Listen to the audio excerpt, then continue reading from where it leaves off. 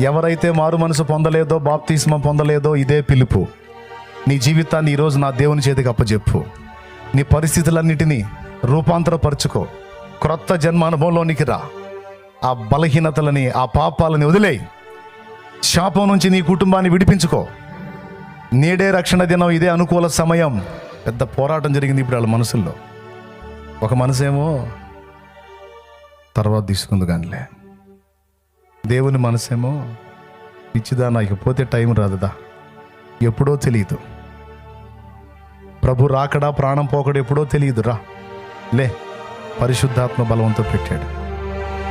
పరిశుద్ధాత్మ ప్రేరణతోనే వచ్చారు. ఒట్టిగా రాలా, పెద్ద పెనుగులాట జరిగింది.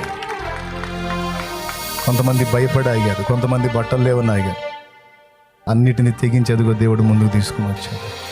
లే, రా, నువ్వు నాకు కావాలి. నీ ఇంట్లోకి నేను అడుగు పెట్టాలి, నీ కుటుంబంలోకి నేను అడుగు పెట్టాలి. శాపం నుంచి నీ ఇంటిని విడిపించాలి, నరకం నుంచి నీ కుటుంబాన్ని కాపాడాలి, నిన్ను అభిషేకించాలి. అనేక మంది ఎదుట నిన్ను నా సాక్షిగా వాడుకోవాలి. రా రా రా రా రా.